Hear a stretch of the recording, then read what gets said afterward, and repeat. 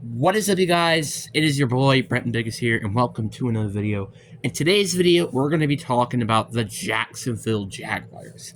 Now, before we get into this video, I want to just talk about specifically, about how I've been postponing a lot of videos as of late, and I think I'm going to try to keep continuing to do this process because of the factor, because it gets more videos, and then I can, kind of take a break, take a breather, even though I do have a lot of videos planned already.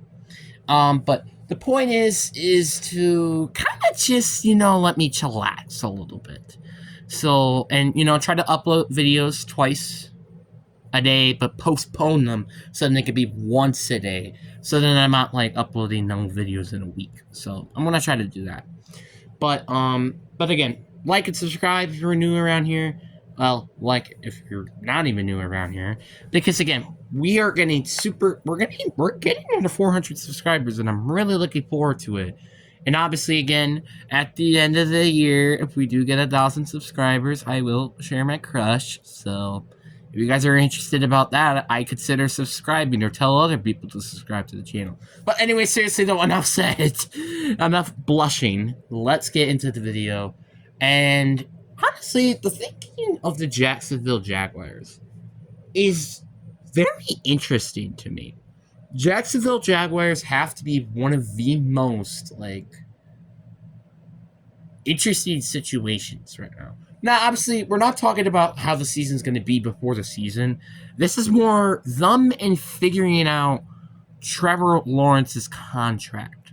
You see, Trevor Lawrence has not been good or great, or, well, I would say elite. He hasn't been elite quarterback. Well, I wouldn't even consider, I barely consider him a great quarterback because he only had one good season. And you could say, oh, maybe it's just because it's Trevor Lawrence. Or maybe it's because it's the receiving core. Let me explain. Christian Kirk, Calvin Ridley are like really the best receivers, and those are like above average receivers. They're not good, but they're above average, so they're close to being good, but they're not good receivers, like I said. And also Evan Ingram. So you could give him a little slack, and same thing with the O-line. The O-line is atrocious. So you could give him a bit slack, but at the same time, this is the AFC we're talking about here. We're talking about Patrick Mahomes, where he barely had any good receivers and yet still won the Super Bowl.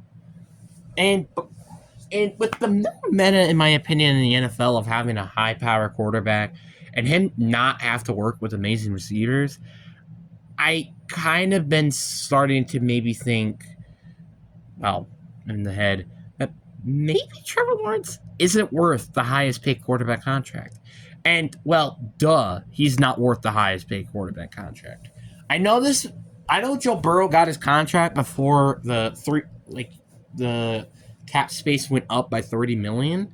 But is it really worth paying Trevor Lawrence I don't know, like $55 million a year or something? I don't think so. Trevor Lawrence, he's a good quarterback. I said this before. He's a good quarterback and maybe great. But there are some limits to his playing style. He is more of a pocket passer than he is as a scrambling quarterback.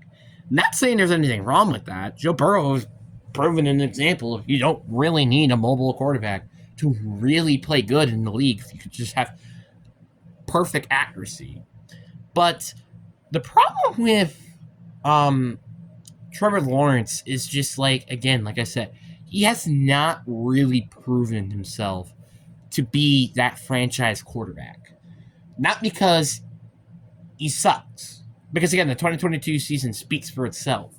But he's just not proven to being that good of a quarterback yet. Could you blame the O-line for this? Absolutely. I mean, I'm not even going to lie with you. Their O-line has not really been that good. Cam Robertson has really been their best player, and he isn't really that good, to be honest with you. So, yeah. And also you had Jawan Taylor, who also left during free agency last year. And your interior offensive line is kind of a mess. So, kind of see why this guy did not have a good year. But that doesn't mean entirely the blame should be on the O-line. The quarterback also should have some of the blame. And also him getting hurt is also a concern. Obviously, it's always a concern for a quarterback to get injured.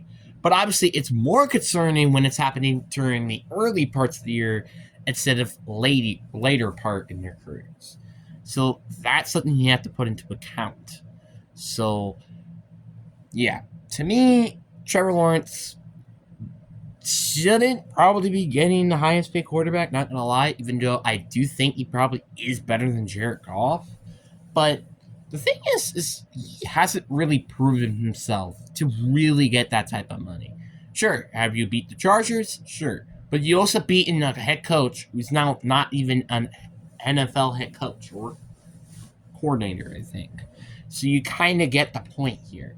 The point is that Trevor Lawrence, he's not really that great.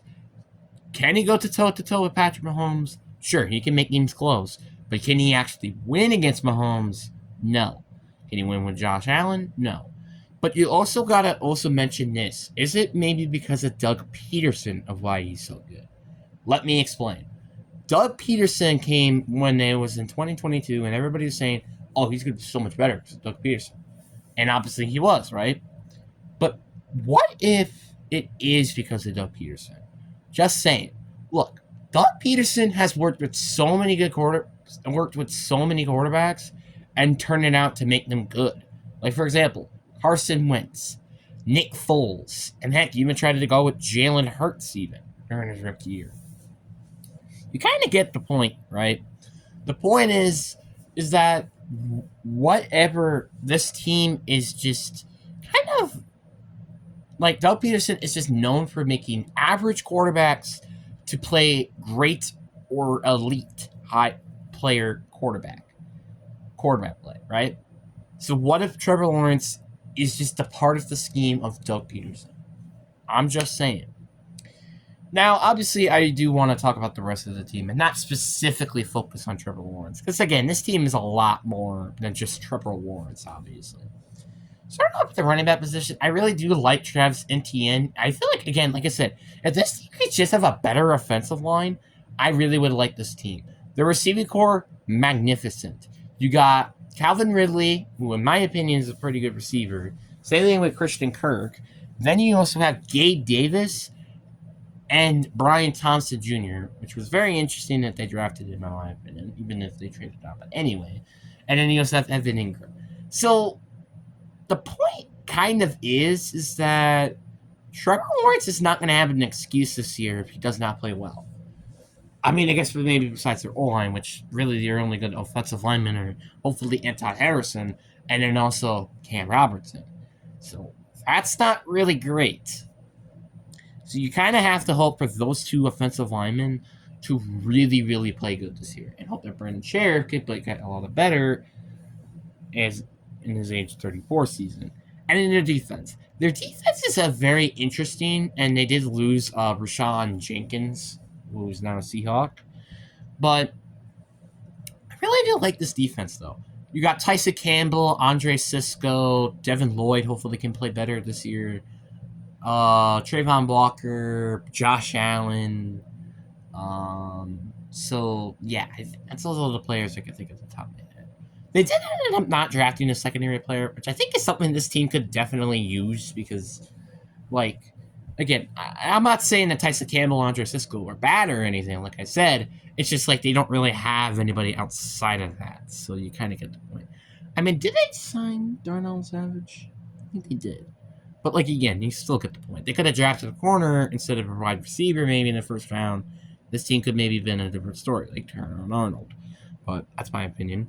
This team is just very interesting this year. Because, obviously, like I said, they're in a very tough division and also a tough conference. Division, because you never know with the Titans if they could be, literally, I think that team could either be a playoff team or they're going to end up with probably the first overall pick. It is nothing in between the two. Well, I guess it could be in between, but really, there is not like a high ceiling, but there's a very low floor for that team. Well, I guess there kind of is, I guess, because they couldn't make it to the playoffs. You get the point here. Then you got the Colts, who I imagine could be better than they were last year because now they have Anthony Richardson for a full year. And you also got better receivers with Michael Pittman Jr., Josh Downs, and Anton Mitchell. And also, hopefully, a fully healthy season of Jonathan Taylor. Then you also got Joe Flacco as backup quarterback, so if he does get hurt again, at least you have Joe Flacco. And then you have the Houston Texans, who got better in the offseason, and then could be potentially Super Bowl contenders. So you kind of get the point here. All teams got better during the offseason. I guess maybe not the Colts, but you kind of get the point. The point is, really every team got better in the offseason. What did the Jacksonville Jaguars do during the offseason? Sign Gabe Davis and draft Brian Thompson Jr. They felt the needs for drafting or getting players to help Trevor Lawrence with throwing the ball. That is not the issue. Because like I said before, they had Calvin Ridley. Calvin Ridley's gone. I forgot that Calvin Ridley's not there anymore. I did forget about that, didn't I? Sorry about that, guys. I forgot that Calvin Ridley's not on the team anymore. But, again, they had Calvin Ridley, they had Zay Jones, Evan Ingram, and Christian Kirk last year. That is not a bad receiving core. That is actually a pretty decent receiving core, especially if you're looking from the Kansas City Chiefs, where he only had really one good pass catcher, and I guess that's Rasheem Rice. But, again, he was also kind of inconsistent that year. So you get the point. The point is, Trevor Lawrence can't use the receivers as an excuse.